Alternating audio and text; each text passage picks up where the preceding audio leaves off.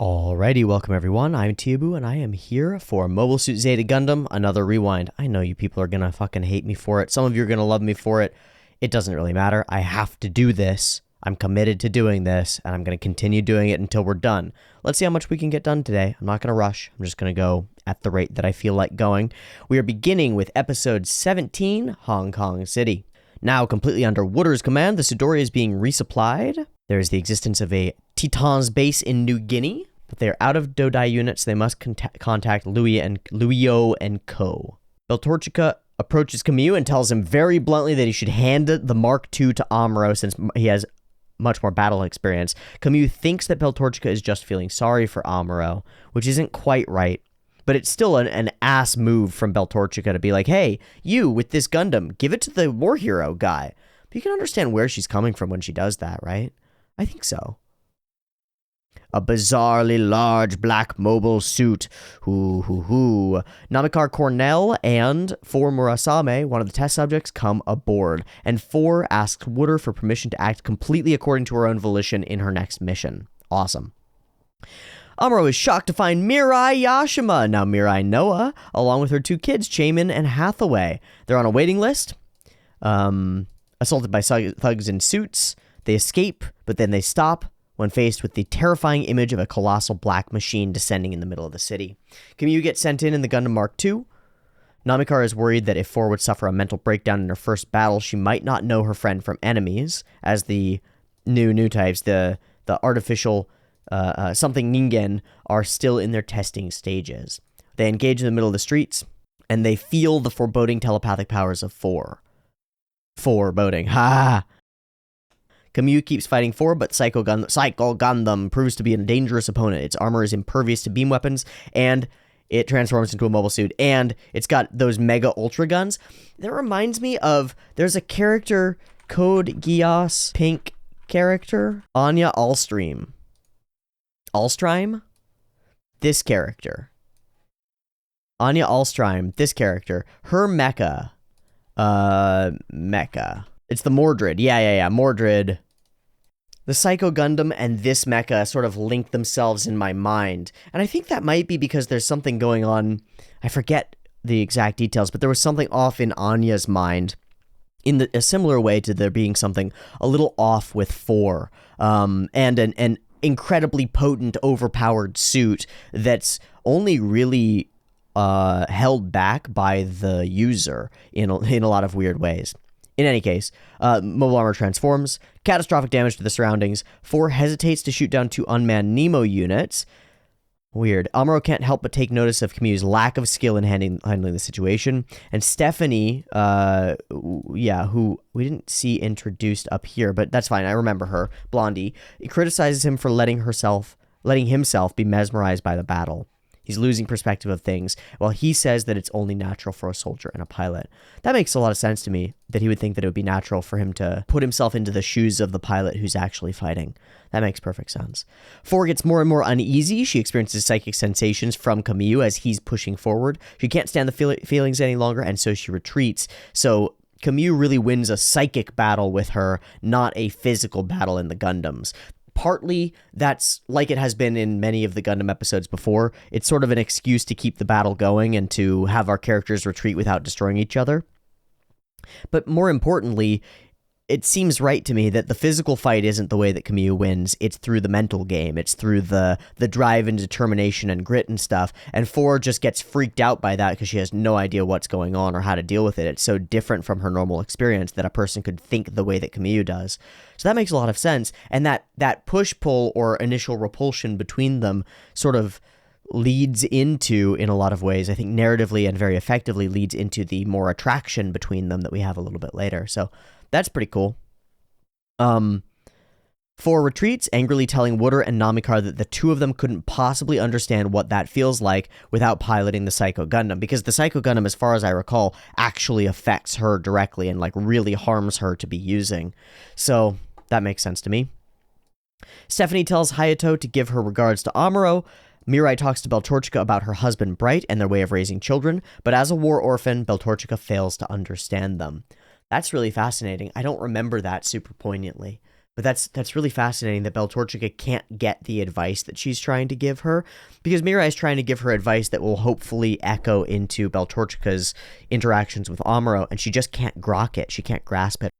Amuro and Kamyu are having a discussion. Amuro tells Kamyu that his ability to feel the enemy's emotion will one day make him a very valuable pilot, as they talk about Earth, gravity, and the human soul. And that seems exactly right, and the kind of thing that Amuro would come to as a conclusion after his own experiences in the war. Very cool. Okay. I'll do the rewatch thread for 17, and then it's I did 17 and 18 together as the video, so we'll do the rewatch thread for 17, and then we'll do 16, and then we'll do 18 synopsis, 18 rewatch thread, and then the video comments. Oh, this is cool. Another blue-haired cyber new type, 4 Murasame. 4 is voiced by Saiko Shimazu, who has one of the most haunting-sounding voices you'll ever hear. Really, the only comparison I can make is Ichiko Hashimoto, who plays Ayato's mother in Razafon. She does a great job as Oldna Poseidal in Tomino's previous show El Gaim, which is potentially why she got hired. Ooh, a very spooky character. Very interesting character design. Whoa, that's really cool. Hold on.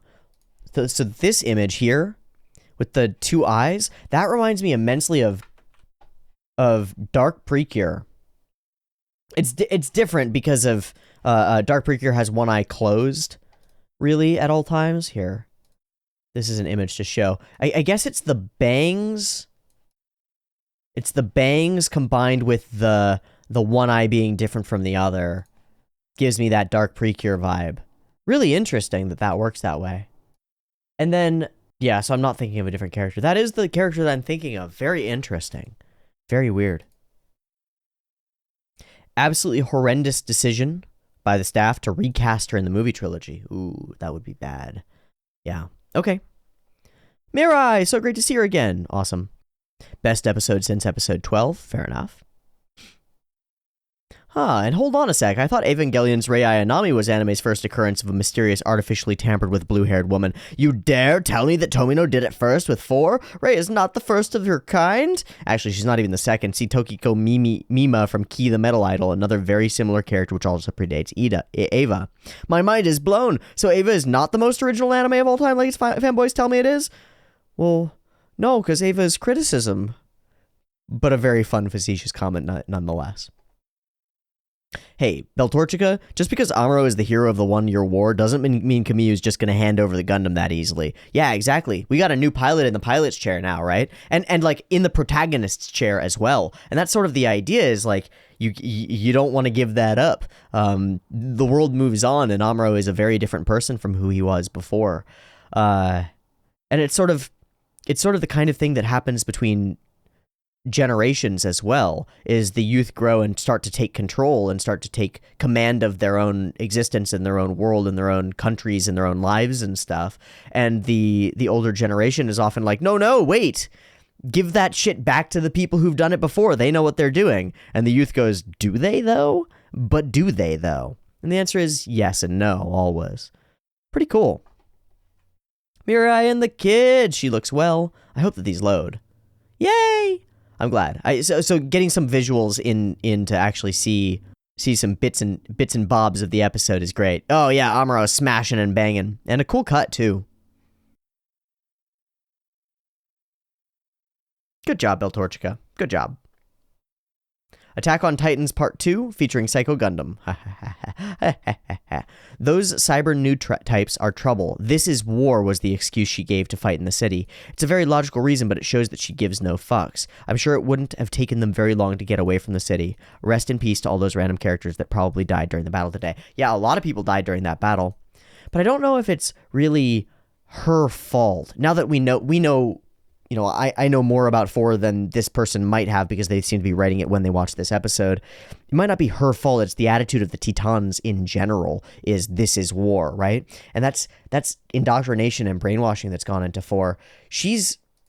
Or the way that I see it is that she's so caught up in her own struggle and difficulty and pain, constant, continuous, endless pain, that negatively or deleteriously affects her ability to make choices in any sort of moral way. So overwhelmed by her own pain that causing pain to others doesn't seem like much of a problem to her. And I think that's a lesson that can be extracted in a real world truth, is that if you're in constant suffering, it's very hard to care about the suffering of others. It takes a lot of focus and empathy to make that happen. That makes sense to me. The first beam spam of Gundam with the Psycho Gundam. Probably the biggest mobile suit in early UC. Well, I assume there will be more beam spam in the future, but that makes sense. This episode shows why I both love and hate Beltorchika. She is a badass and interesting female character, but can also really be a bitch at times. Totally. The AUG exists? Nani? And it looks like mostly we're getting rehashes, and I don't see any good guy Jared here. So... Oh, Psycho's Gundam's spelling is intentional. It's a portmanteau of Psychic Communicator Gundam instead of Psycho Gundam. All right. So that's 17. Let's move to 18. Mirai captured. 4 runs away from the Sudori. Amuro tries to convince Mirai to board their ship so they can reach Brighton space, but she's reluctant and asks him for a little more time to think things through, fearing for her children. Wooder deploys some marine hijacks in order to track 4 down. And by coincidence, 4 overhears Beltorchika talking to Amuro and concludes that he must be the Mark II's pilot, aware of Amuro Ray's status as a famous war hero. Cool. 4 manages to get Kamiyu to give her... Oh, realizing that he's somehow connected with the AU. I don't know if that's explicit. 4 manages to get Kamiyu to give her a ride back to the city. By the way, Ride Back is a great show by Madhouse. It's super weird and stuff. Totally irrelevant. A ride back to the city after seeing him run up to Amuro. He is surprised when she approaches him. I mean, yeah. But ultimately thrilled that the girl he was previously checking out seems to be taking an interest in him, and some awkward teenage socializing occurs as they drive down the road. Fantastic. Exactly right. Oh shit, the hot chick that I was staring at is coming and talking to me? Wee woo, alarm bells, alarm bells. Of course, a security officer is secretly spying on 4 and relays the information about Amuro's personal relationship with Mirai to the Titans. Okay, Kamiyu and 4 bond some more. The Sidori broadcasts a message through the city's radio stations, giving the AUG an ultimatum. If they don't hand over the Audhumla in 24 hours, the Titans will open fire indiscriminately on the city of New Hong Kong and kill their hostages, Mirai and her 2 children. 4 and Kamiyu part ways. She can't stand such tactics, but it's useless to argue. Beltorchika is worried about Amuro. Stephanie tells Hayato to be firm and not to deviate from their overall objectives. Amuro tries to exchange the hostages for himself, but it is all in vain. As, going back on his word, Wooder apprehends Amuro too. Yeah, of course. He's just a jerk.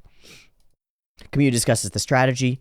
They plan to hand over the ship, pretending surrender, while the Mark II goes underwater and rescues the hostages. Thus, the Audhumla approaches the Sidori. Unfortunately, the Mark II accidentally alerts the enemy of its presence. Kamiyu starts to fight the hijacks, while Amuro leaps into the water and escapes his captors. Amuro successfully leaves the area with Mirai and rescues Hathaway, with her and her family on a boat as Kamiyu gives them cover and disposes of the last hijack. 4, still plagued by headaches, is left out of the sortie as Wooder and the other Titans are forced to retreat. Kamiyu rejoins the rest of the crew, all of them safe and sound, and everyone congratulates him on a job well done. The sunset shines behind them as Kamiyu and Amuro shake hands. That was a very poignant moment that I remember. Everyone congratulates Kamiyu, and it's immensely different from the usual slap his shit up, punch him in the face, he's a stupid idiot, showing him a little bit of respect for accomplishing a task. Despite the multiple failures that occurred, everything can fail, everything is possible to fail. Ends up being a major turning point, I think, in Kamiyu's respect for self and the way that he gets respect from the community and from the group. So, a potent and poignant moment. Well put. On to the next one for the Reddit thread. Fuck you, Beltorchika, let Mirai and the children get into the ship. That purple-haired girl runs in a weird way. I assume that's not even the like date conversation time. Why are the cars so small though? Oh, she's 4. How dense of mine. How is 4 a difficult name? Please, Kamiyu. What the fuck? Don't hurt Mirai. Let's go, Amuro. Save Mirai. Fuck Hong Kong. Save the white base. Let's go, Amuro. Save Bright Child. Yeah, melee fighting is best fighting. 4 is so interesting for me for some reason. Oof. Hopefully she doesn't turn out to be another Lala and dies tragically. Oof. I don't know, man. And a passive torch moment. The handshake. Very nice. Yes. Yeah, Mirai can't take kids into a war zone. That's Fraubo's job.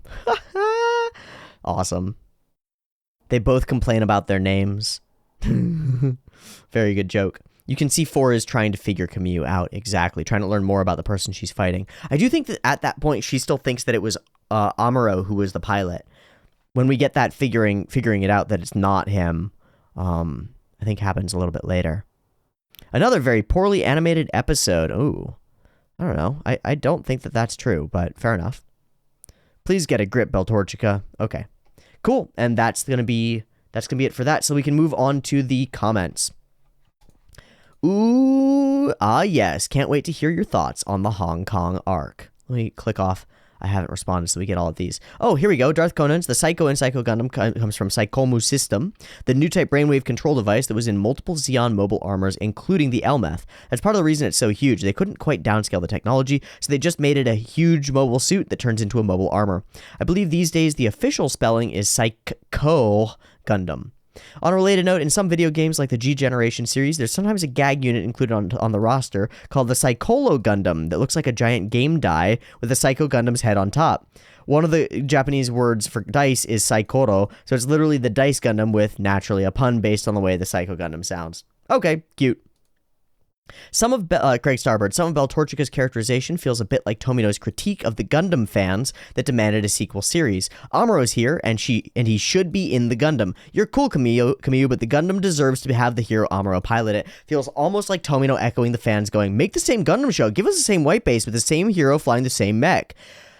That's pretty cool to say because there's a lot of emphasis or energy in that direction from Anno later on in Evangelion as he goes through and does both Death and Rebirth and later into the rebuilds and stuff. A lot of people become very unhappy and they're like, wait, no, Ava should be just the way that Ava was. What are you doing, Anno? And it's like, no, I've got this different vision for the way that this should go. As I move into rebuilding this series, I have to change things.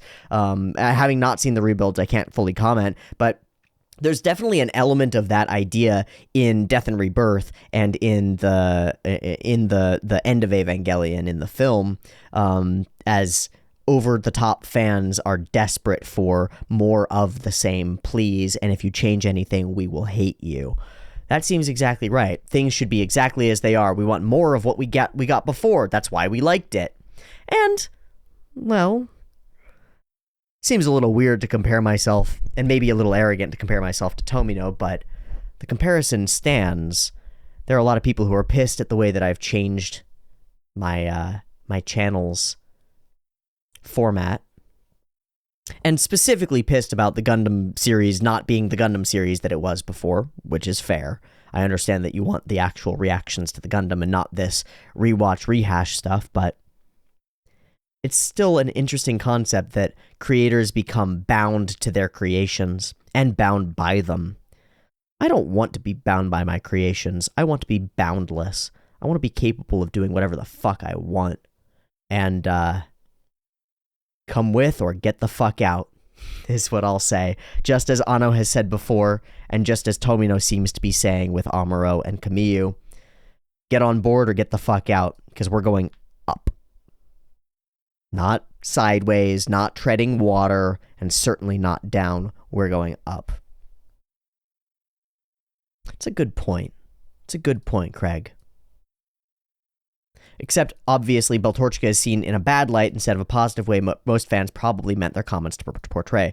Yeah, people often mean well, but the road to hell is paved with good intentions, and the road to being an asshole is also paved with good intentions pretty frequently. Hey, I'm just trying to help you, but I really don't like the content you're making now. Oh, cool, go fuck yourself. Now, if you've got legitimate criticism, and I do this continuously, I listen to it, and I hear it. It's there. It's legitimate. It's valued. I want more of it. But there's a lot of illegitimate criticism, too. And a lot of people who think that they're being nice when they're being absolute dickheads. So, be careful what you say, you know? Be careful how you put things. And that's something that I have to hear, too, because I'm not always completely careful how I put things. And I've got more responsibility to be careful how I put things because I have the audience, you know? Somebody in my comments just commenting something is quite small, but me commenting on something gets out to thousands of people, and that has impact, you know? and potentially a negative impact. Tomino had an aversion in the first place to making a sequel series, especially given the fact that he killed Amuro off in his novelization of the original series, but Gundam had enough presence to get Tomino to make the sequel anyway. Interesting. Alex H. Adults who lick each other's wounds is a line I have heard in multiple times in anime, namely in Evangelion. I think it's a good description of two people in a relationship who just feel sorry for themselves or blame their misfortunes on the same thing. Codependence, maybe? IDK if it's some sort of idiom in Japanese, but I know I've heard the line multiple times, but pretty sparingly. I don't know. Let's do a Google. Anime. An incapable couple who licks each other's wounds. Fan art licking each other's wounds for Berserk. Your favorite speeches in Monogatari. We who hurt each other so terribly will sit here licking each other's wounds. We damaged goods will each seek the other out in comfort. If you are to die tomorrow, I'm fine with my life ending then as well. But if you want to live for me for one more day, I'll go on living with you today as well. And thus begins a tale of a kindred bound by their scars. Soaked in red and written in black, a story of blood, one of which I'll never speak. Our very own, precious as it is, story of scars. And I have no intention of reciting to anyone. Fascinating monologue. Berserk fan art, Casca. Loving someone often is the licking of each other's wounds. When one can't do anything about their own wounds, one hopes to at least be a temporary salve for the pain of another. Cute. Well, there are a couple things that come up. Oddly, Gundam doesn't, but that's because there is a lot less dialogue and conversation in the modern era for Gundam, and so Google's not going to find it. Interesting. I don't know if it's an idiom in Japanese either. It might be, but I don't know. Trev Rock 1, maybe you forgot, but the Gundam Mark II was a Titan's suit before the AU stole it and painted it. So them having the Psycho Gundam now is nothing out of the ordinary. They both want to claim the legacy of the Gundam for themselves. And that's a cool idea, is that you get this divergence and this split of people trying to claim the legacy of a hero, of great heroism. You get that a lot in well, you get that in the political conflict of America, right? The Puritan right says America was founded by Christian ideals and Puritanism and all this stuff. It's like, this is the founding of America. And the left says, well, America was founded on liberalism and democracy and freedom and respect for the divine, the divinity of the human spirit, you might say, and all these individual things. And it's like, each side goes, well, yeah, but my side was more important. It's like, well, you're both right and you're both assholes. Shut the fuck up and start putting in some work to feed the homeless. Why don't you? Like, how about we fix that overwhelming poverty and famine problem that we've got going on before we argue about whether we should have guns or not? Like, come on, guys. Maybe let's handle the opioid epidemic and fix our pharmaceutical system and, you know, fix food distribution a little bit. And gosh, wouldn't that be a thing? Wouldn't that be an interesting option? Anyway, I'm just pissed at politics in general. Fucking hate that shit. But yeah, people struggling over holding on to the legacy of a great hero or great acts of heroism is exactly correct. Well, here's something. The war in Ukraine that's going on right now. A lot of the Russian impetus on the individual level, not on the broad Putin level, right? But on the individual level, convinced by propaganda, is this idea that we're following in the history of the Russian heroes who fought and died in World War II to stop the Nazis, and now we're saving Ukraine from the Nazis, is what a lot of those individuals literally believe because they've eaten that propaganda up and made it a part of them. And so you get this argument about the historical ramifications and holding on to the past, aligning oneself with heroes, stories, legends, and through that alignment generating a powerful emotional impetus for certain types of action. That's a thing that's really well portrayed in Gundam, actually, in Zeta Gundam, is that the Titans are really trying to capture the legacy of fighting against the Nazi Zeons, right? and becoming destructive authoritarians themselves in the process in many ways, right? Like deeply violent and worse in some sense than the Zeons ever were. So that's right on the money, isn't it? It sure is. That is right on the money. Wow. That's a fantastic revelation. Thank you, Trev Rock One. It's not exactly what you meant to do, but your comment has opened a door for me into a different perspective on seeing a whole bunch of different concepts. If anybody watching this video has any other thoughts in their head about real world or anime or story examples of movements or characters that try to grab onto and hold onto a specific heroic ideal or ideology or something, and utilize that as the thrust of their new ideological falsehoods, you might say, and actions in order to inspire people and to align oneself or the group identity with a powerful or compelling group identity from the past. Let me know if you think of any. I'm sure that there are many, right? People holding on to legacies is classic in fantasy, it's classic in sci-fi, it's classic in cyberpunk fiction in many ways. It's pretty interesting.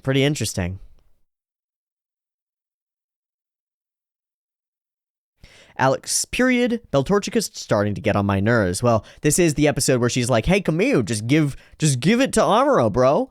Called it in the comments of episode 15. Glad I was right, but hopefully you get to like her more after she leaves and makes her return. I feel like she mellows out in future episodes after we leave her. So I assume that I've already seen that occur, and at present, my opinion of Beltorchica has softened. It started out soft, and then it got kind of, come on, and then it softened out again, as I've seen her more as a fairly well fleshed out character with her own worries and fears, who is really, really driven by a state of not quite panic, but anxiety. Seems to be the core of who Beltorchica is. Now, a part of that is the layer of, I think, Tomino's writing of Beltorchica, or whoever is writing Beltorchica, because it's not just Tomino, obviously. And that writing is quite sexist, coming back from the perspective that we experienced when we looked through that little interview with him, or even the pitch documents, where he's saying, like, women can't be pilots, etc., etc. There's this tendency in that sort of speech that's, to put this in big quotes so that people understand that I'm not saying this because I believe it. I'm saying this because I think Tomino and some of the writing staff believe it. This idea that, like, women are too emotional to be effective pilots. Beltorchica sort of fits that vibe, right? She shows up into the show as, like, I'm piloting a plane and I'm really good at stuff. And she seems pretty effective, but then she starts trying to make decisions that end up being kind of chaotic and fueled by emotionalism. And that seems to me to be a reflection of that sort of sexist view of women. Whether it's a valid sexist view of women or not is not something that I'm willing or capable of discussing. Certainly some parts of it are not invalid, and some parts of it are. Again, we've discussed things about the way that women and men preferentially choose out different types of and forms of work, as well as forms of conflict, as well as certain forms of conflict avoidance and stuff like that. We can draw broad strokes generalizations that remain true and different between men broadly and women broadly. There are broad strokes with lots of overlap.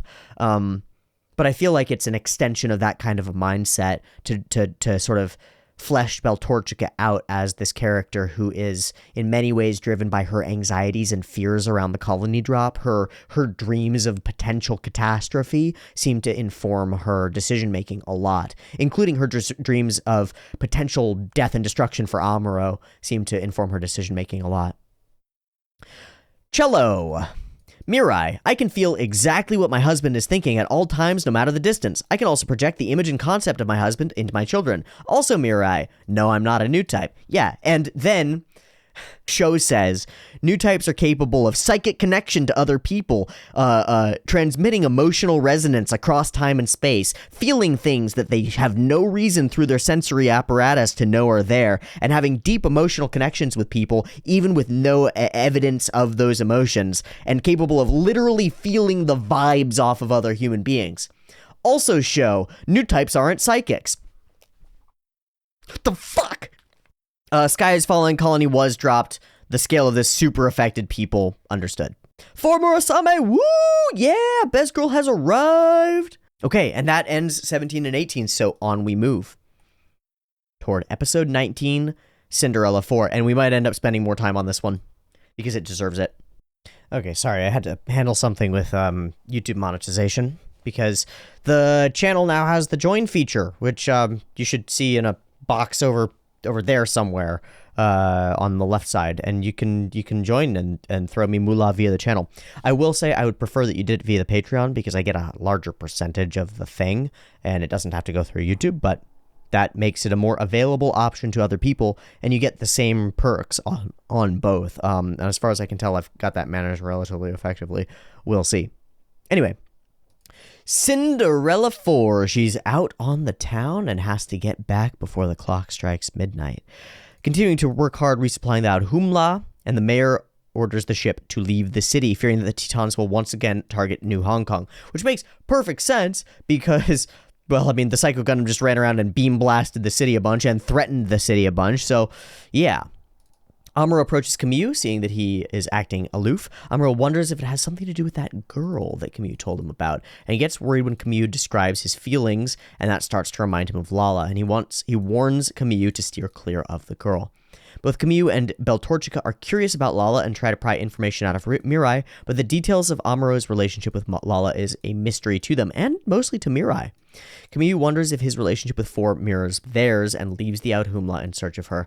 And indeed it does. Star-crossed lovers from different paths, entirely in their own worlds. Yeah, pretty cool.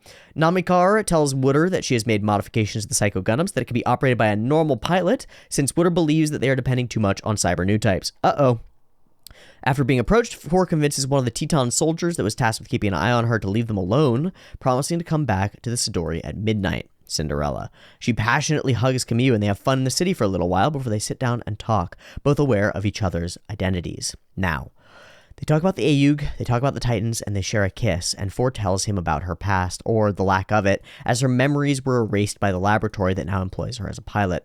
And an explosion in the city erupts, and in his rage, Kamyu's emotions resonate with 4, who discovers that he, in fact, so they didn't actually know each other's identities, really, that he is the pilot of the Mark II and not Amuro. He urges her to leave the Tetons and go find shelter at the Audhumla, but she cannot abandon the hope of getting her memories back and runs away. Stuck trying to get back what was taken from her, and so she's working for the people who took it from her in order to get it back. But of course that will never work. They know that they have her under their thumb, in their control. Why would they ever give her back what she wants? She's theirs now. Pretty perfect catch-22 for a character. She needs to stay in order to get her memories back, at least she thinks she does, but she can't. She can't stay, because if she stays, she's just going to get used up and abused. And if she leaves, she will never get the memories back. Yeah.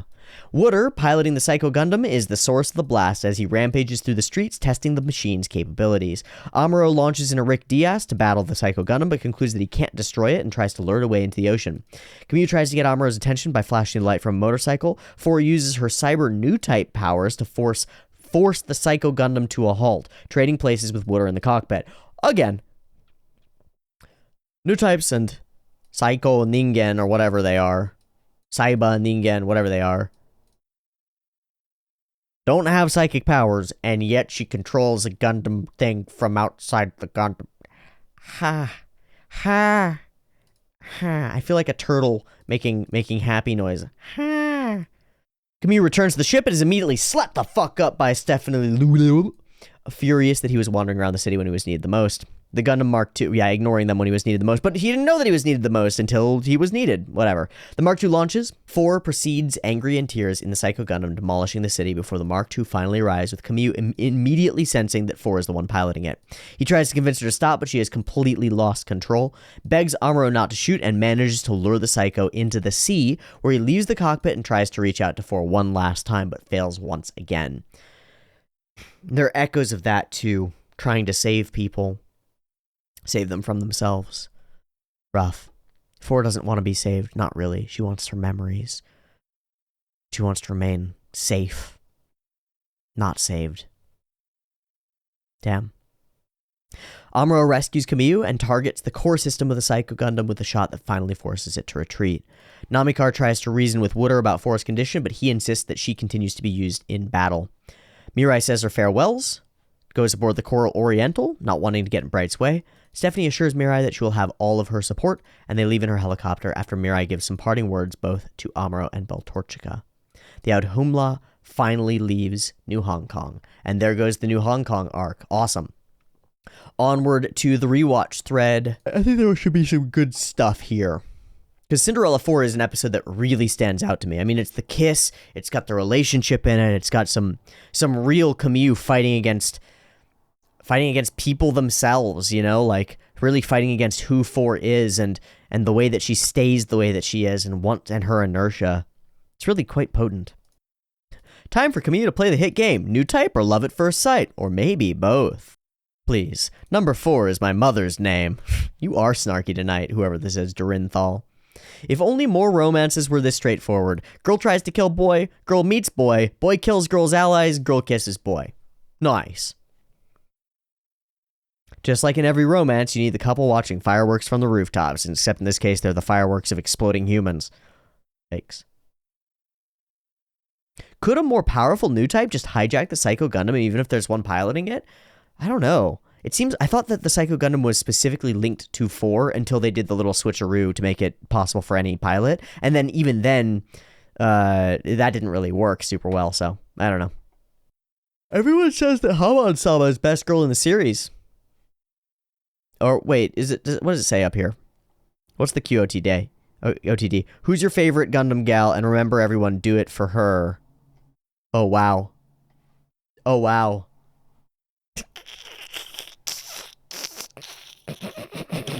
Karma. and Kamyu. Very cute. Beltorchica, for Christ's sake, let Amuro and Kamyu talk. Fuck, she got obnoxious quick. Let's go, Mirai. Stop that bitch. Can I ask you something? Kiss me. That's not a question, 4. That's not a question. Also, you're probably dead, but Beltorchica survived a kiss already, so I don't really know. 4 is still dead. 4 still alive, I mean. 4, listen to Kamyu and stop being so menacing with your giant mecha. Well then, 4 is somehow still alive, but she's still with the Titans. Also, it's been a while. Fuck the Titans. Fair enough. Ooh, question of the day, Sayla is best girl. I like that. I'm just gonna grab all these. Bink, bink, bink, bink, bink, bink, bink. I feel bad for 4. Her interactions with Kamyu were on point, very enjoyable. When Amuro attacked her from behind, I instantly thought of the way that Lala died. Yeah, it didn't end up being that way, and I'm glad. Yeah. And Sayla. Cool. What do we got here? Whoop. Nope. Yes, number 4. Bam! Number 1.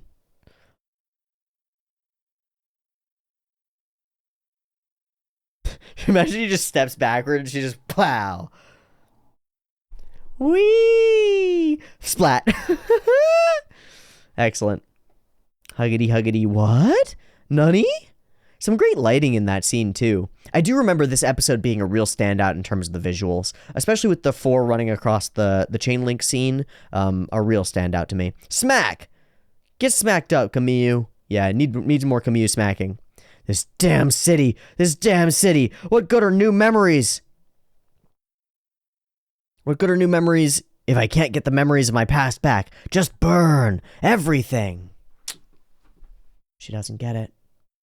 She doesn't get it. You mustn't fight for, not you. Not you. Very good. What's the next episode? The Heated Escape. This is where we get back up to space. I almost want to rewatch Cinderella 4 as an episode.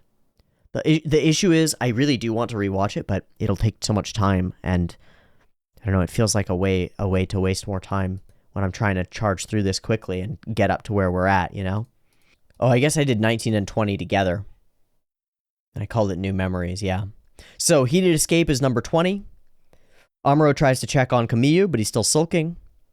Beltorchica, sensing that Amuro is creating a distance between them as he grows more accustomed to the fighting, tries to talk to him. Amuro wonders if going to space will influence him in a positive way. The Sidori, things are bad. Water is informed that they only have 5 mobile suits remaining. 4 appears, and Water tries to blackmail her, saying that the new type research lab will be closed and her memories will be lost forever. Fucking asshole. The ship will wait, from the Argama, the ship will wait 24 hours in the Earth's orbit, but they won't reach New Guinea in time. Battling the Psycho Gundam is Amuro before Kamui arrives in the Mark II to provide backup.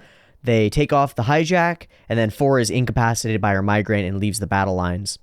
Namikar insists that 4 should keep fighting, assures her she will be given her memories back. Wooder declares that their last resort is a full suicide attack with the ship itself. Most of them abandon the ship except Wooder and a few soldiers that valiantly volunteer to stay. Idiots. So stupid. And it's totally useless that they do it too, eventually. Gosh.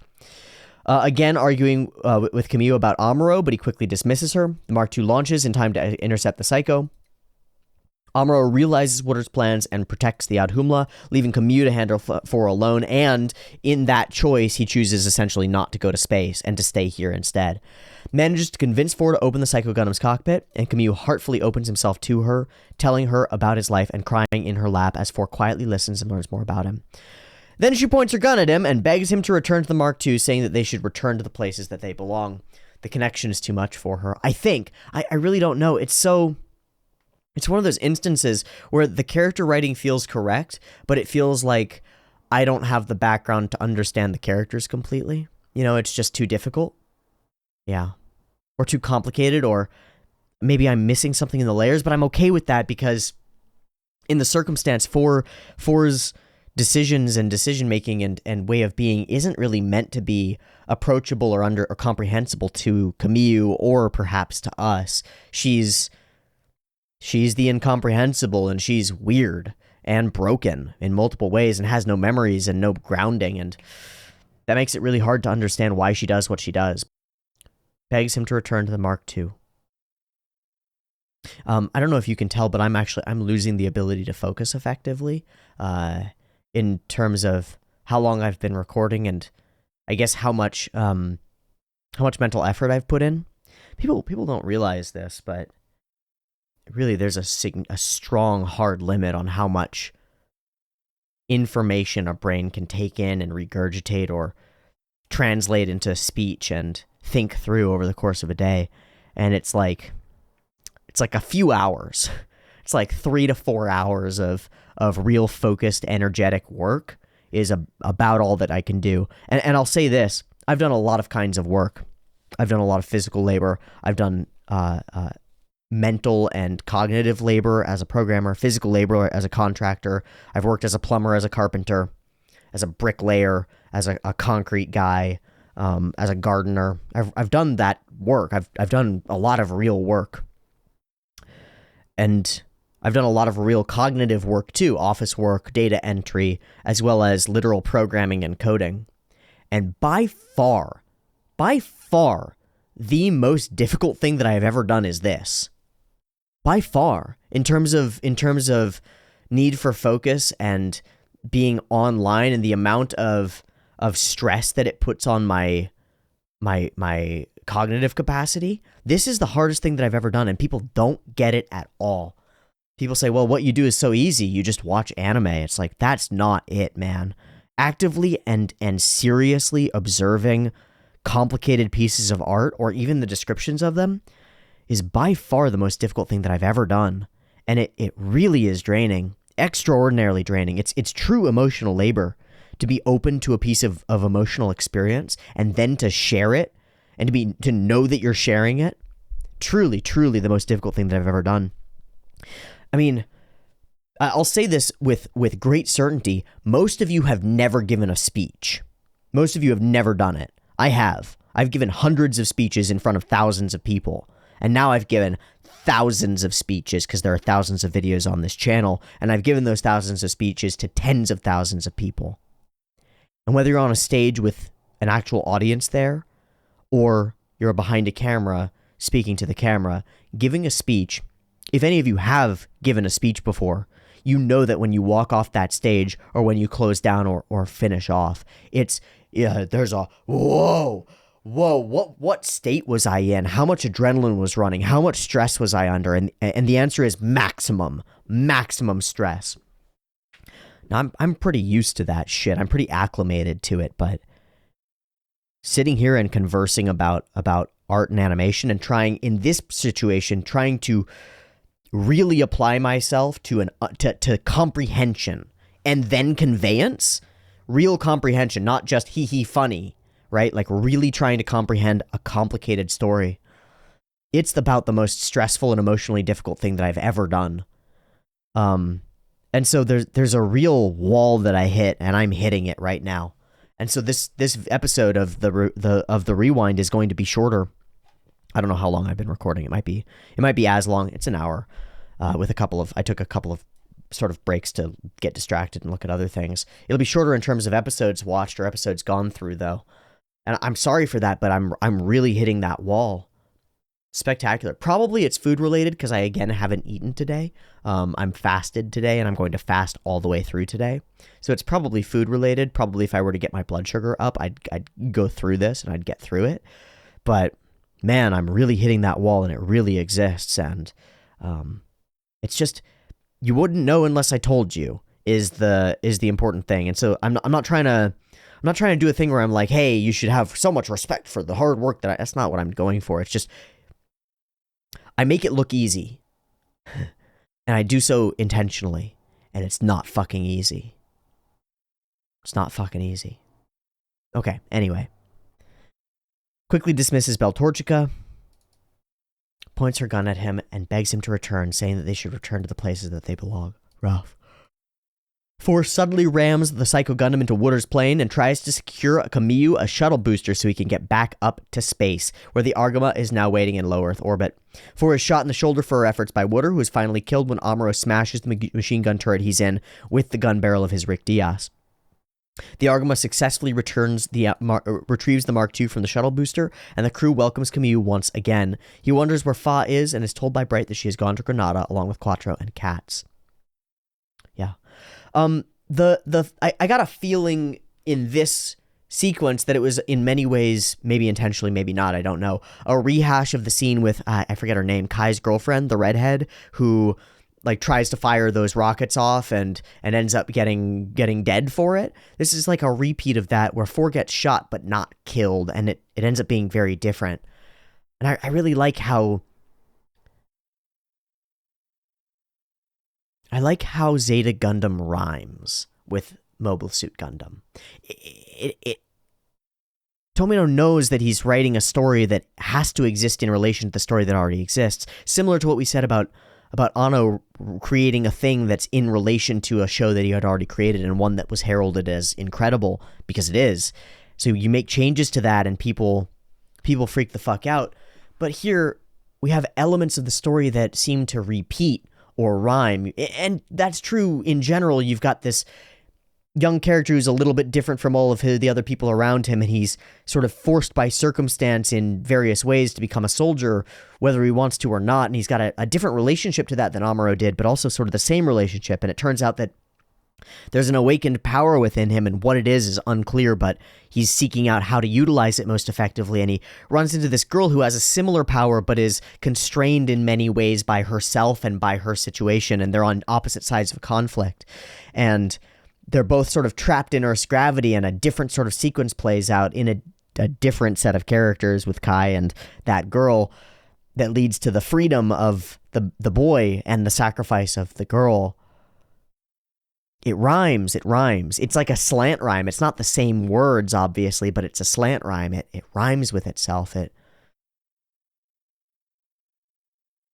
takes what was before and expands upon it like a bit of an iteration on a piece of a fractal. It's like we're using the same formula. We're just deeper in. We're just another layer deeper, another attempt at describing the same ideas or similar ideas.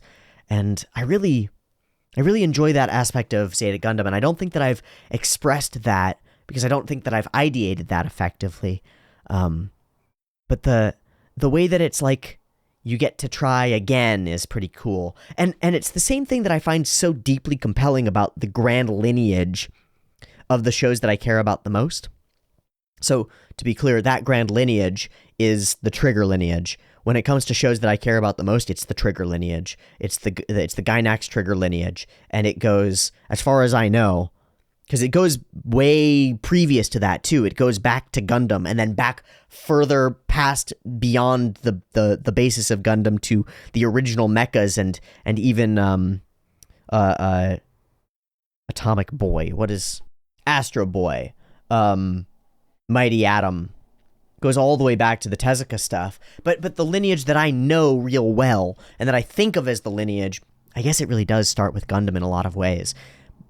Because of the young protagonist, dad makes a mobile suit, get in the mobile suit. The mobile suit is like an incarnation of self as a bigger self with power, and you've got this awakened ability within you that you're not sure what it is and how it works and all that stuff, and that's sort of the start of the thing. And then we move that lineage forward, and where it really starts in my mind is Gunbuster with Noriko. Noriko is the youth, right? And she's feminine, but it doesn't matter. It doesn't matter that she's female that much, because the Japanese mythologizing has swapped the female for the male hero, and has used the youthful teen female as the core protagonist character for a good long time for various reasons. I don't know exactly why, but it has been the way of the mythologizing, and that's fine by me. Maybe because it's more compelling to young men, weirdly, that they find her attractive inherently, whereas when you put generic anime boy, that's not attractive to you. You don't get the same, like, lust into mirroring that you get with Noriko. Or maybe it's just because the artists were horny and they wanted to draw hot girls. I don't fucking know. But there's, like, this endless threat that's bigger than everybody out there, that's unknown, and that's a jump off point from Evangelion, from Gundam, because in Gundam so far the threat is very known, it's very human, it's very World War II threat. It's Tomino is building it off of his own experiences for obvious reasons, and it's very much like the threatening people are Zeon and they're basically Nazis, and then the threatening people are Tetons and they're basically anti-Nazis, right? It's like, it's the next generation of authoritarianism that's like, well, we can't have that Nazi thing again, so we'll just be worse than they ever were. But in Gunbuster, the threat is this unknown, it's alien, it's evil incarnate, it's destruction, it's chaos itself. It's the force that just wants to end life, and nobody knows why. They just have to fight.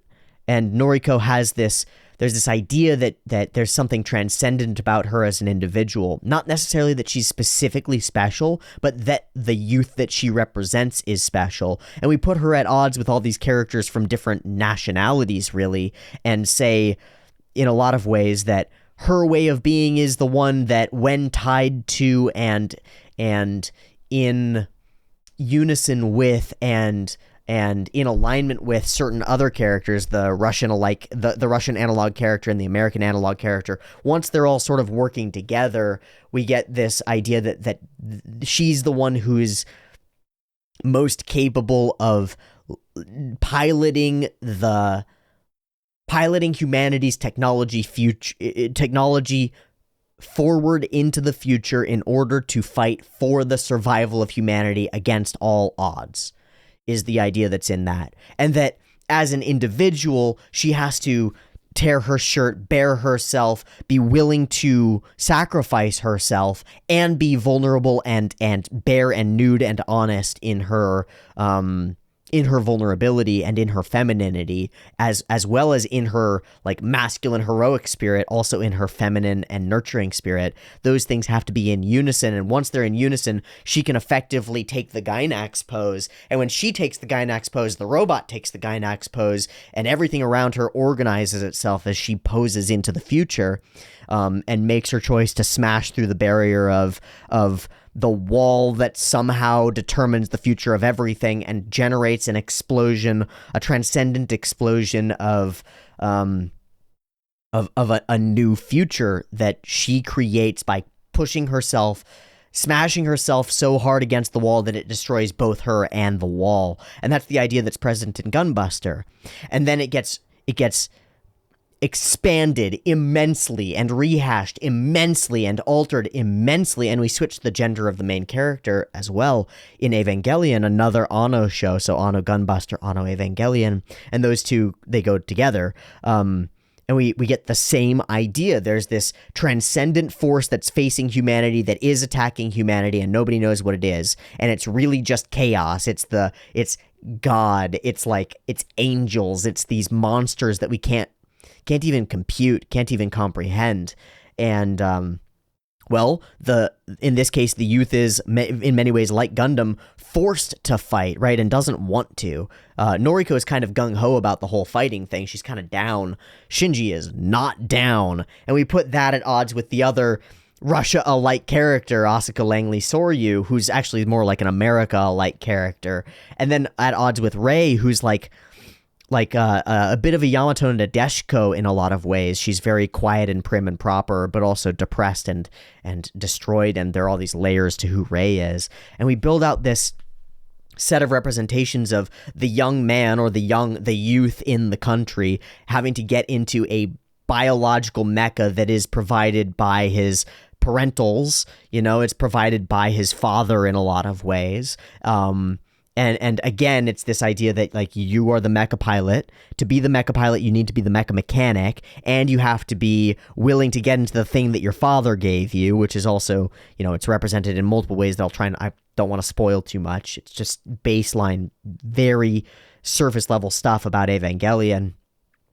And then the individual Shinji has to make the choice over and over to get into the robot and go and fight. And the robot, again, is this enormous, massive, incredible, beautiful machine that's built like a human body. It's just a bigger human body, and it is biological in many ways. And it's like you are a soul inside yourself that gets inside your flesh mecha and pilots it around, and then that person, the body that you actually are, gets inside the metacortex that you've constructed around yourself of technology and otherwise, which, I can just do this really quick and just show you. So this is a piece of my mecha, is that this camera exists, right? And if I pull this camera out a little bit, I can show you this is my fucking mecha, and there's a camera over there, and there's this other camera thing, and this is the space that I exist in, and this is my pilot's chair, and I'm sitting here inside a mecha, and I've got keys in front of me, and I've got a joystick in front of me, and this space is, and I've got speakers, and the space is laid out to, with spots and places for dirty dishes, but also for technology and screens and views into other worlds and stuff. And so you got to get inside your body mecha and be embodied. And you might go like, well, I don't want to. I want to live on the internet forever. It's like, okay, well, you got to embody your body mecha in order for it to be safe and secure and not go crazy. And then you've got to have this more meta mecha that is your technology and your room and your physical influence on the world and all the things that you are and can be and can do. And that idea, I think, is really potent. And then there are all these other layered ideas, the hedgehog ideas, the interactions with other youths and adults in Evangelion, and the way that we move forward and we fight. And then that grand lineage moves from Eva into Diebuster, which is the second iteration. It's literally Topolneri 2. It's Gunbuster 2. And that's where we get a takeover from Anno's side of things to Morimaishi's side of things. And we get this very different stylistic presence, but the story is the same. And it's a story of taking on a lineage, of taking on a heroic mantle, and taking on that mantle of hero, and Nonoriri is the one who steps up and takes that mantle. And in that circumstance, it is something transcendently powerful about her specifically, and she's integrated with all these different things, and she's seeking out her own youthful exuberance. And there are all these ideas about what the youth are that we get in Lark, and all the different people with the little things on their heads, and we get in the older guy who's desperate to reclaim his youthful identity and his capacity for like psychic powers, because they really literally have psychic abilities that enable them to produce these mechas that are literally manifested out of their imaginations. And that's exactly right. It's exactly right. It's that the mecha is manifest out of your dreams, and you manifest your own mecha out of your own mind. You build yourself, and you build the things around you that you have control over, which are, in many ways, your mecha that you pilot.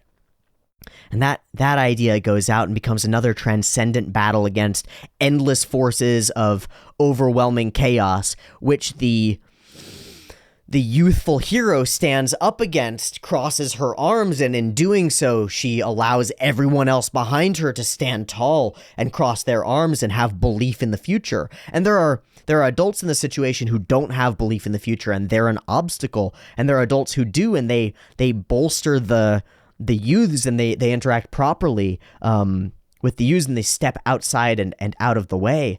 And that's correct. And that is to Gurren Lagann what Gunbuster is to Evangelion, and Evangelion is the more coherent exploration of the ideals present in Gunbuster, and Tengen Toppa Gurren Lagann is the more coherent exploration of the ideals present in Diebuster.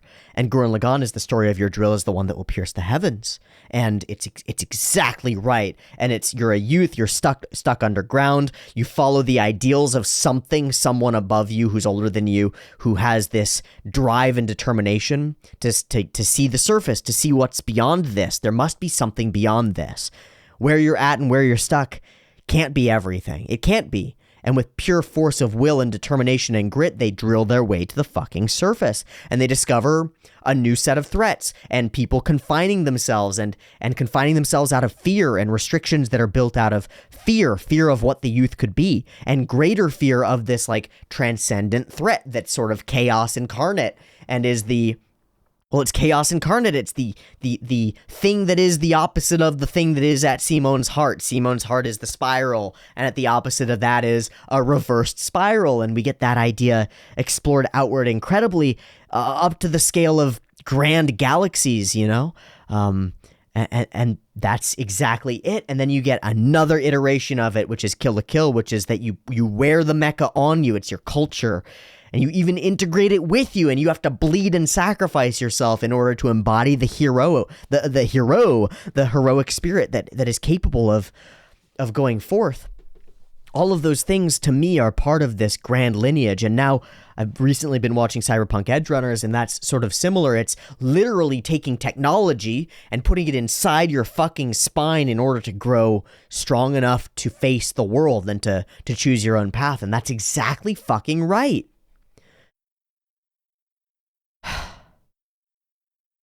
I don't remember where I started this, but if you want to get me talking about, I sticking to the way things were before, taking on this lineage of what has been, yeah, it's powerful.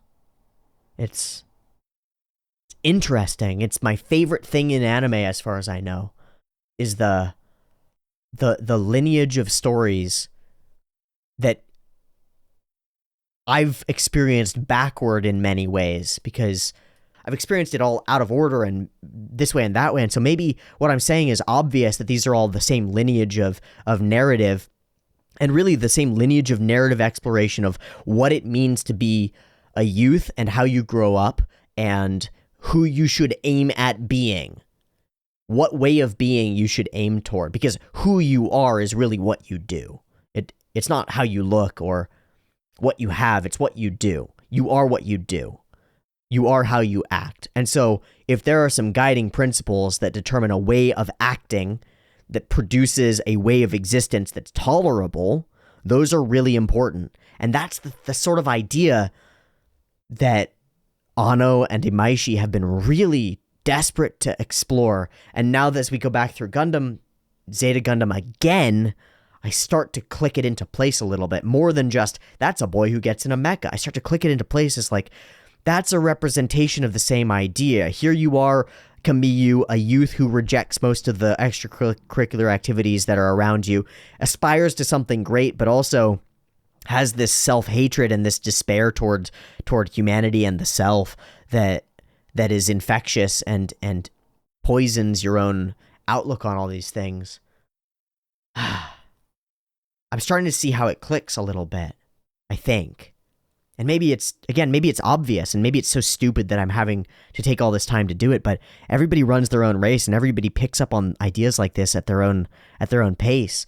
And I'm only really getting it now on my second run through of the ideas of, well, I guess it's more like my fourth run through of the ideas of Zeta Gundam, because every episode of Zeta Gundam I've watched multiple times, because I watch it when I watch it, and then I watch it back when I edit it, and then I often, in some part, maybe not watch it, but experience it again when I go through the comments or I get comments back. That reflection or mirroring that I get from you when you comment on it allows me to reframe it and see it from another perspective again.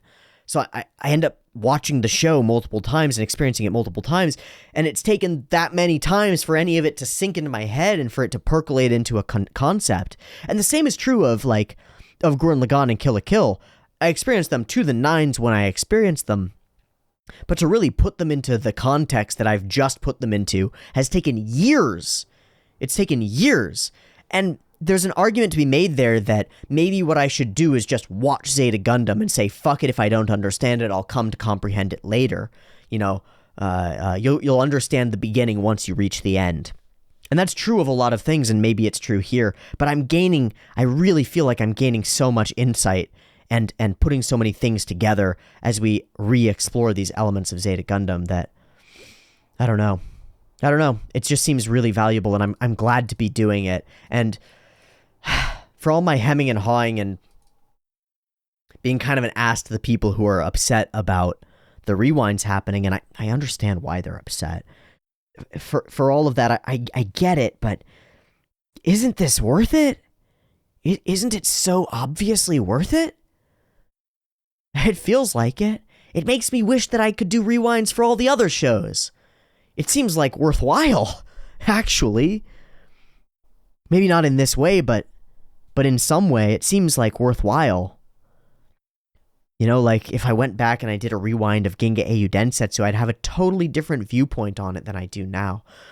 Or a full rewatch of Lane. Or a rewind of Symphogear, because Symphogear is so distractingly potent in its emotional impact, and it's like, boom, it's dopaminergicness and its power.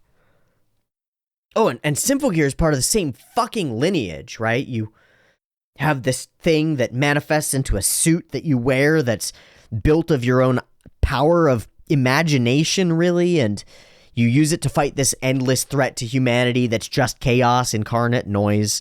And you use human connection, singing, true human expression of self is the way that you move forward. And you get Hibiki Tachibana in all these particular fighting poses, right? She's ready to fight for what she believes in, and it's another expression of this, right? This is ready. It's ready. It's stacked. It's also, you can note something pretty interesting. My right shoulder is about an inch higher than my left shoulder.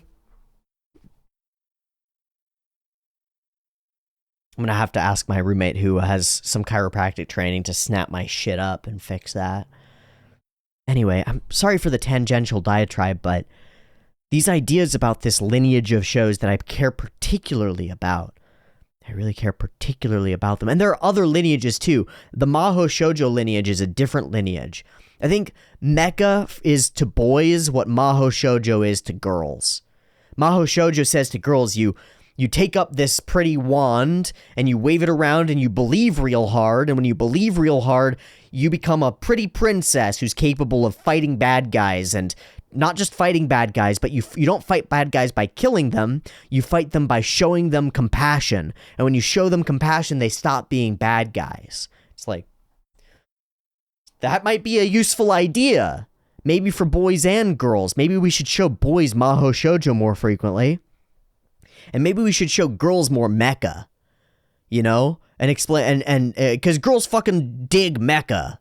A lot of them do. And they don't watch it because, well, girls play with Barbie dolls and boys play with Tonka trucks is the idea. And what they've found out in Norway is that if you don't give girls Barbie dolls and you don't give boys Tonka trucks, you give them both and you let them decide, by and large, for the most part, the boys play with the Tonka trucks and the girls play with the Barbie dolls, which is fascinating and flies in the face of a lot of the logic around the construction of gender identity. But that's not where I want to go with this. It's just a fascinating piece of research that was done in Norway. I'd have to look it up and make sure that I was being specific. I don't mean to verge off in those directions, but what I would say is that teaching girls more boy ideals, good idea. You know, teaching girls to be strong and stand up for themselves and and fight, good idea. Teaching boys more girl ideals, like be nurturing and kind and compassionate and kill them with kindness, you know, and marry that to the easy to find boy media that's like, just fight them. Just punch them until they like you, which is actually kind of the story. It's like you punch people until they become your friends. In you know, Yu Yu Hakusho and elsewhere is exactly the way that things are. Naruto does that with everyone. The whole story with Sasuke is Naruto punching Sasuke until he becomes his friend, and Sasuke being, you know, getting dragged kicking and screaming by Naruto's positivity into the world of the future. All right, we're way off base into tangent land, and again, for like the fourth time, I apologize for doing that, but I really care about this media stuff, and this process of going back through Gundam has contributed immensely to my ability to fit it into the grander puzzle of what the fuck we're trying to convey in art and animation. Because humans have been trying to convey important ideas through art for literally forever. And humans have been trying to convey Japanese humans have been trying to convey important information through animation for literally forever. Again, since fucking Astro Boy, literally since Astro Boy. And maybe it's important.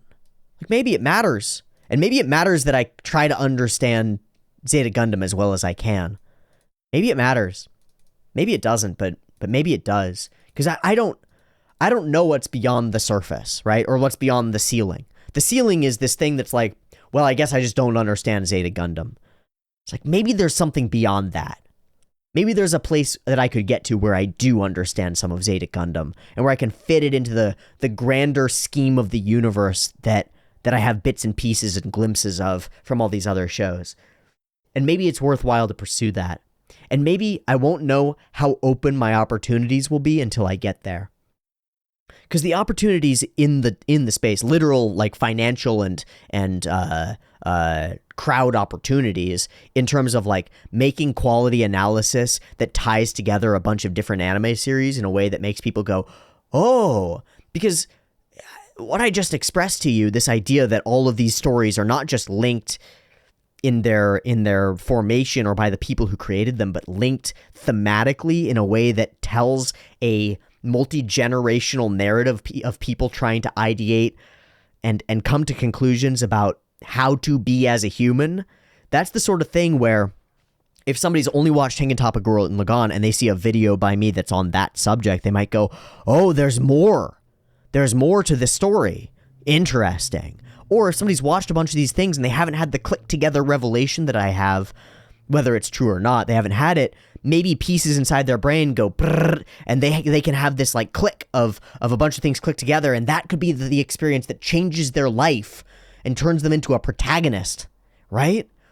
Because there are a lot of people who are, I hate to say it this way because it's being used frequently in popular culture in a way that I really don't like. There are a lot of people living their lives as though their lives are pre-scripted, as though they are literally non-player characters without choices to make. And that is a damn shame to me. And I think that anime literally has the answers to it. It literally has them through stories of people taking the reins or the piloting chair or the steering wheel of their own damn life and choosing a direction and going for it. Maybe it has the answers to some of the really fundamental questions of existence, like, what the fuck do I do? What's important? What matters? Why should I care? Why should I care in general? Why should I care about anyone else? Why should I care about anime? Maybe those are questions that we can answer by diving deeper into the thing, not by dismissing it. Because it's been potent enough that thousands and thousands of artists have slaved away for well below living wages in order to express themselves, or not even themselves, but the ideas of people who they put their trust in, the people at the helms of the ships, the anime studios, have slaved away trying to demonstrate those ideas and express them to an audience. And there's a real feeling that a lot of those people get of fulfillment in accomplishing that expression and conveyance of these weird ideas, absurd ideas like reject common sense to make and make the impossible possible. That's an idea that literally doesn't make sense, and yet it works. It actually works. What? What? A literal self-contradictory idea actually works. Maybe that's worthwhile. Maybe that's worth paying attention to. Anyway, so that's the heated escape. Next is A Sign of Zeta, and we'll end here with just these 4 episodes and the conclusion of the Hong Kong arc. Let me do the rewatch thread for 20, and then we'll do the comments for 19 and 20 as well. And then we'll wrap this video. Discussion question of the day: has Kamyu proven himself as a man? What do you think of his developments thus far? Do you like him more or less since the series started? Here is one of my most favorite episodes from Zeta, Kamyu's confession, if you will. Kamyu lays out everything in front of 4, his family background, why he hated his name, why he was an angsty brat in the early parts of the show with a bad attitude, picking fights with people.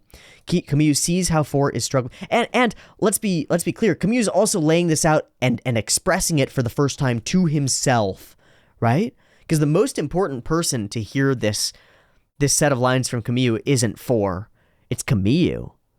For all this time, he's been walking around going, I'm just me, fuck all you, I don't like this name, I don't like you, and I don't like the Tetons, and I don't like me, and I don't like any of the things that you're making me do, and all this stuff is stupid, and I want to pick fights with people. He hasn't been conscious at all, self-aware at all, and now he becomes self-aware. Trying to reach out to someone else, he shares and bears his greatest vulnerabilities, and in doing so, expresses them and articulates them for the first time. And in that articulation, he grows immensely. And it is after that articulation, immediately after that articulation, that he becomes accepted by the crew of the Argama. And I think that's not an accident. Kamyu recognizes his own flaws. He doesn't fix all of them, but he recognizes them for the first fucking time. And then immediately after, the whole Argama crew goes, great to have you aboard, kid. Good to see that you're on board with the rest of us. We're all here too. It's like, whoa! Yeah! Kamyu sees how 4 is struggling to recover her memories and even has a name that was given to her from a laboratory. Empathizes, but it's his attempt to connect. He opens himself. He bears his vulnerability. He Norikos. He tears his chest open and shows her his heart, right? Tries to break through the wall of getting through to her and can't, but does, and breaks himself, the current self, the egotistical self, in the process. And that break makes him whole. That's a complicated idea that Tomino expresses there, and I've got some respect for it. That's a complicated idea. He also discovers that 4 has it worse than he does, in a lot of ways. He at least has memories of shitty parents, memories of a childhood, memories of knows who he is. Even if he doesn't know who he is, he knows who he is, right? He's like, well, I don't like who I am, but I know. His meeting with 4 changes him. It even makes him come to appreciate and actually love the name which his parents had originally gave him. This is a huge for Kamyu, who would earlier throw down with anyone who made fun of it and would try to pick fights in order to prove he is a man. Right, which is the least manly thing that you can do. A real man doesn't fight to prove his manliness. He knows he's a man. He doesn't need to prove it to you. Exceptional. I agree completely. The delivery of his confession is also heartbreaking on its own. It's almost like he's offering her his memories so that she doesn't feel so alone. And that's exactly what it is. You open yourself, your own experiences and hardship to someone to demonstrate that you've experienced hardship and that you can actually look at each other. It's Hedgehog's dilemma. It's you can't just be Spikes. You got to open up that soft, squishy belly. And 4, in a lot of ways, stabs him. She stabs him with her hedgehog spikes because she's not ready to be vulnerable. She can't. And maybe that's because she doesn't know who she is. Maybe it's because she doesn't have her memories, and until she does, she won't be able to open up. Because there isn't anything to open. There's only spikes. But that's just metaphor, you know? I don't know. By coming to terms with his name, he's coming to terms with who he is today, aside from the circumstances that led him here. Including the circumstances that led him here, I would say. And by telling her this, he hopes she can realize that 4 isn't just a name given to her in a lab, but the name of a person worth loving. It's so powerful and romantic, and her response, the whole of it, is the most expressive and personal way she can return his feelings and still conform to who she is. Some of the best writing in this whole show, in my opinion. I just loved this scene so much. Camille was basically giving 4 her own memories, telling her that she can make a new life for herself and new memories. But there's tragedy inherent there. There's real connection and great tragedy. This was definitely my personal turning point into liking Camille as a character. Yours and literally every other character in the shows, right? Every other character in the show has been like, Camille, you fucking suck, smack. Camille, get your shit together, smack. Camille, stop being a little whiny fucking brat. Yeah, your parents are dead. Who cares, smack? And then Camille goes, this is who I am, actually, is all these things. Can't you see that I have empathy and compassion for you, you broken bird? And then the show goes, yeah, buddy, you finally get it, idiot. Welcome aboard, pat, pat, pat. Good job, buddy, pat, pat, pat. Well done. Come along, join the crew, join the adults. You're an adult now, is sort of what it says. Man, yeah, fantastic. That scene with them in the air and Camille going over to 4's cockpit was really powerful to me. Camille poured his heart and soul out to 4. He told her everything about his past, his family, his losses, why he learned martial arts and how to pilot a mobile suit. That's the first time I've seen him do that. It made me understand him better. Yeah, he's been a wall. He's been all barrier, all wall. And he opens up a little bit, and so we can understand him, just like 4 can. Kind of. I'm also a sucker for scenes of people connecting while falling. It's reminding me of... Shoot, what the fuck is it called? The girl with the galaxy hammer. Show, anime, girl, hammer. Fox. World. Okay. That one. Kyoso Giga. Falling. Yeah. People connecting while falling seems just right. It's like, well, we're gonna hit the ground eventually, but we might as well connect in the meantime, right? But why? We're just gonna fall and hit the ground. No, because it's what makes things worthwhile. Okay. On to the comment section. Tired comment from Mel Schnitzer. I agree, and I am also tired, but I'm gonna forge onward until the end of this episode. Camille telling Jailcock Respawn. Camille telling 4 about his parents in episode 20 is maybe the most pivotal scene in the show thus far. Referencing Lala with 4 also amplifies the gravity of these events. Also funny that they are literally being bound by gravity as they are falling, right? Eh? So the whole bound by gravity stuff, they're being pulled by it, and Camille tries to make this connection with her. And that connection, if it had been made, could have led to both of them skyrocketing out of here. But even though it doesn't, his opening of vulnerability enables her to help him get out of here and get unbound by gravity. Whoa! There's an idea. They're both literally falling bound by gravity, a phrase that has been crucial in Gundam. And they're bound by gravity in that they're unable to open themselves up and connect to one another. And it is we can draw a direct link between Camille opening himself up and being vulnerable to becoming unbound by gravity and returning to space, right? Because that action is specifically what leads 4 to be able to help him, right? Camille's name has been just another part of his hatred for his parents, since the name they gave him was the cause for him to be bullied. In contrast to 4, who has no real name or history, even if this connection is to his parents through his name is a negative one, that is still reality, and accepting that is better than having nothing, right? Right, he at least has something. This may also tie into the violent reaction that Camille had when Char told Hayato and Camille that he is Quattro Bagina, no more and no less. right? A new name, no identity there, no reality.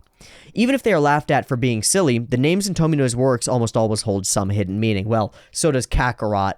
You know, it has some hidden meaning. It's just that the meaning is that he's a carrot. You know? But I'm not trying to dismiss. I do agree with you. And the fact that there are two characters with the name 4, Quattro and 4, and both are false names given to them, right? Or taken by them, right? Is no coincidence. Kamyu has been searching for parental figures from the beginning of the show, and Quattro fills in the role of the father. Rakoa and Emma both rejected this idea of being a mother to Kamyu, but 4 is someone who understands and opens up to him as a new type, and as a woman, and as a mother. The scene where Kamyu is telling her everything is even framed how a crying child would be comforted in their mother's lap. I mean, it's the Pieta. It's the Pieta in some ways. It's different, but it's the mother and child. You know, obviously this isn't a part of the imagistic representations that are popular in Japan, but the idea of the mother clutching the child who is in her lap, or the mother with child. Oh, that just pulls up mother with child, right? But mother with child is a transcendent identity, the comforting mother, right? And she exactly takes upon that position of the mother allowing the male to suffer and being open and nurturing to it, or to him. And it's something that young men and men in general need, is nurture and someone to allow them to be open. Here, Kamyu is able to tell his honest thoughts and feelings to his mother that he was never able to convey to Hilda, his real mother. In a sense, 4 could have become a mother to Kamyu, and perhaps that's why their relationship doesn't take off, is because, well, there are a lot of men who go out into the world and they seek out a mother replacement. It happens all the time. Men do it constantly. They seek out women who are reflections of their mothers because they never got the attention and affection that they needed from their mother. I do it because I have a fraught and broken relationship with my mother, and I'm quite conscious of it, and I avoid it. And I find myself attracted to women who remind me of my mother, and I actively avoid pursuing them. In the past months, I've met a couple of blue-eyed, dark-haired, slightly Jewish girls who have been interested to some extent in me, and I've been interested to some extent in them, and I have directly and explicitly avoided pursuing them. And I've been trying to pursue people who are as different from her as possible, and different from me as possible. Partly because I think genetic diversity in a mate is really valuable, but also diversity of experience and emotion. Because I don't want a replacement mother. I want a partner, you know, in everything. And you can't get that if you're expecting just that nurture from a character or from a person like that. So maybe that's why it doesn't work between Kamyu and 4 for right now, is because she's too close to being capable of becoming a mother character. Hilda, his mom, well, this is a weird one. I don't know if you'll buy this. I don't necessarily know that I buy this, but they're both short-haired, bluish women, right? Hilda's a little bit darker and more drab and more business casual, but they're kind of reflections of each other, right? And there's something Oedipal about that. It's dangerous to pursue a woman who is very much like your mother.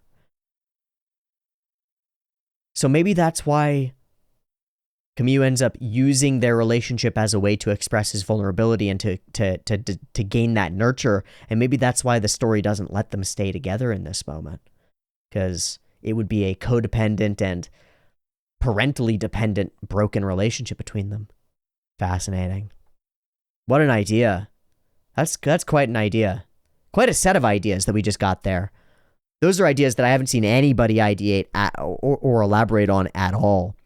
Now you can tell me if you're wrong, if you already had that inside your brain. If you're like, Tierbo, that's so obvious, but I don't think that shit's obvious. I think that's novel. I think it's novel, and it might There might be some, well, tell me the opposite too. If you're a longtime Gundam viewer and you've never seen it that way, and something in your brain went, oh, maybe that could be an interesting way of seeing it. Not that it's correct or whatever. I don't know what's correct. Correct would be what Tomino thought. And even Tomino isn't correct about his own art, obviously, or all the time, as we've learned. But, yeah. What an interesting concept. And that might have caused some clicks for people. And I think that's super valuable. Angel James, Camille, you know everything about me. Cinderella is the story of a girl. This is the story of a girl abused by her only family every day of her life, but for one night she gets to escape the trauma and be someone else, someone who can love and be loved.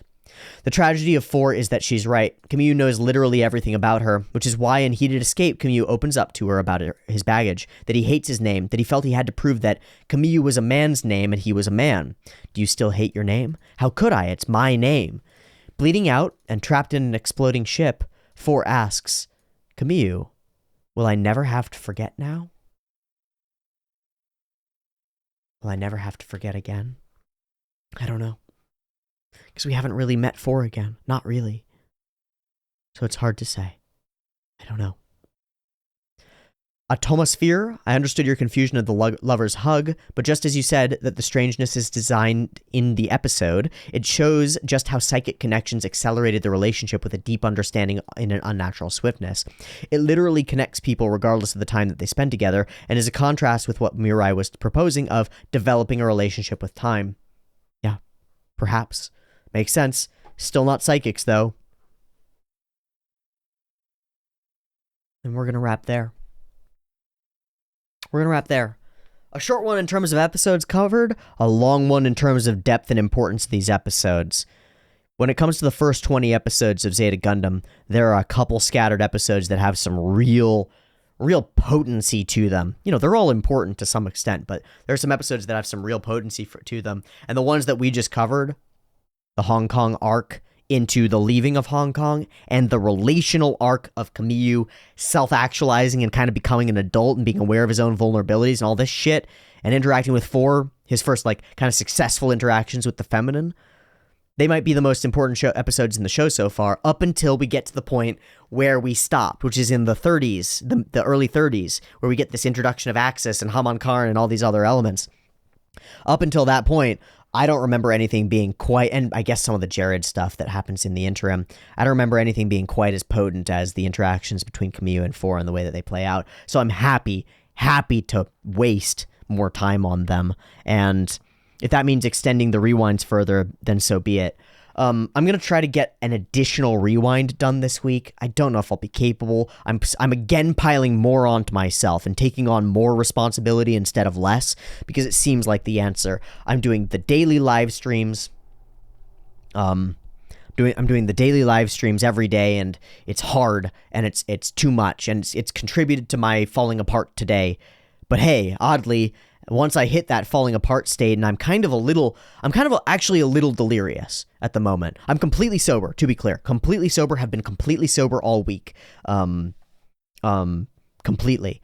I'm a little delirious, having not had food and having been talking for going on 6 hours today going on 7 hours today of direct talking and talking about important things and thinking really hard. I said that the limit is about 3 hours, and I'm at 6 because I'm pushing myself, and it seems to be that when I push myself, I'm capable to some extent. I don't fucking know. But immediately after saying that, well, I guess I'm kind of wrapping up now, I guess I'm too tired, immediately I had 3 back-to-back revelations that changed my perspective, not only on Zeta Gundam, but on anime as a whole. Why does the brain work that way? I don't know. So, no promises, but I'll try to get an additional rewind done this week so that we move through them faster and we can get to new episodes faster. Let me know if you would have. I had mentioned offhand that I thought maybe I should just rewatch Cinderella 4 as an episode. Let me know what you would think about that. Probably a waste of time, but maybe not. Maybe not. Maybe a necessary use of time. Maybe not a waste of at all.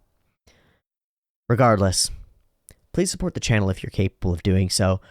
On a spectrum from likes, comments, and subscribing, all the way up to supporting the channel monthly for $1 on Patreon, there are a number of ways that you can contribute to my continued existence and my ability to like buy food and eat and stuff, and pay for internet and, you know, the things that are important.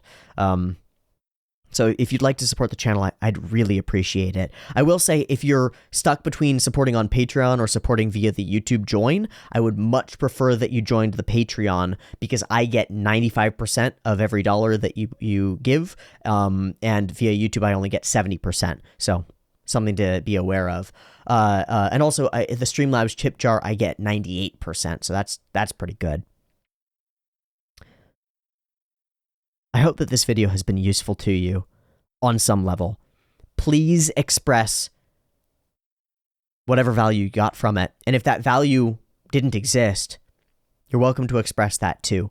I'd really appreciate if you expressed it in an attempt to be a constructive way. Some people have been doing exactly that and have been capable of it. And some people have been rather pessimistic and hurtful over the way that I've chosen to proceed with Gundam. And the pessimistic and hurtful really doesn't work. It really doesn't help. And it's really hurtful when I wake up in the morning, actually gets tears in my eyes. That's very funny. That hasn't happened for that reason before. Not for a long time. Maybe it's because I'm right at my edge in terms of hangry. I don't know. Maybe my emotions are a little frayed because I haven't eaten. But when I wake up in the morning and I'm getting things going and I sit down to get started doing the genuine emotional labor that is work of recording a Gundam series, and I check my Discord and there are 4 comments like, guess there's never going to be any more Gundam, guess Gundam is dead. Man, that's just a slap in the fucking face. It's really not nice. It's really not nice. So even if you don't either understand or enjoy what I'm doing, criticize constructively, speak positively, or get the fuck out of here.